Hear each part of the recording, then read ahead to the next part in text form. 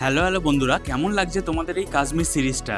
শ্রীনগরে আরও একটা সুন্দর সকাল দিয়ে শুরু করলাম আজকের ব্লগ 6। আমি শুভজিৎ আর তোমরা দেখছো তোমার আমার ব্লগ জাস্ট হালকা ব্লগস। গাড়ি আমাদের স্টার্ট, আর আজকে আমরা যাচ্ছি একটা দারুণ জায়গায়। চলো, এসে গেছি আমরা সেই ফেমাস টিউলিপ গার্ডেনে, আর যেটা দেখবার জন্য মানুষ বিভিন্ন স্টেট থেকে ঘুরতে আসে এখানে।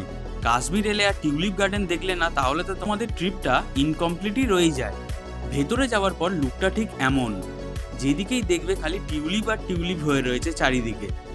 আর এত বিশাল এরিয়া, মানে হেঁটে ঘোরা খুবই মুশকিল। যাই হোক, আমরা তো হেঁটেই দেখেছি। আর এটা যেন আমাদের কাছে একটা সিনেমারই মতন, যেন লাইভ দেখছি চোখের সামনে। আর এত হাওয়া, মানে কানে পুরো তালা লেগে যাওয়ার মতন এমন অবস্থা।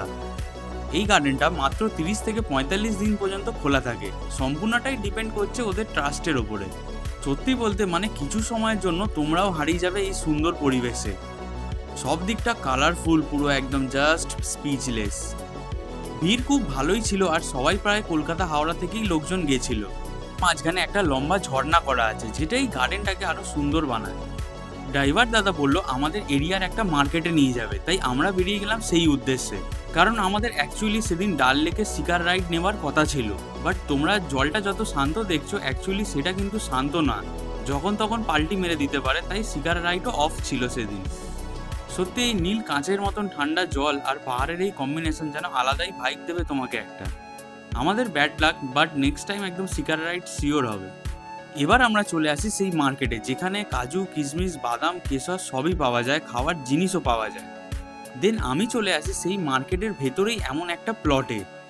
আর ব্যাকের ব্যাকগ্রাউন্ডটা দেখে ভেবেই নিয়েছিলাম যে এখানে একটা পিক তো বানতাই ইয়ার। তোমরা জাস্ট ভিউটা একবার দেখো, জাস্ট স্পিচলেস। দেন আমরা পিক তুলে নিই।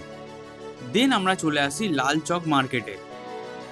যেমন আমাদের নিউ মার্কেট, ঠিক তেমন এটাও। আমরা টিভিতে দেখতাম, আর আজকে আমরাই এখানে সেই বিগ ওয়াচের সামনে দাঁড়িয়ে আছি। বেসিক্যালি এখানে সবই পাওয়া যায়, যেমন জামা, প্যান্ট, জ্যাকেট, সোয়েটার, সমস্ত কিছু। গায়ে দেওয়ার শালও ভরে ভরে আছে সব দিকেই।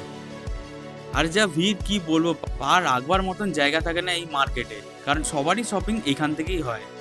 আমরা কয়েকটা গায়ের শাল দেখছিলাম, টুকটাক কেনাকাটি করে আমরা চলে আসি হোটেলে।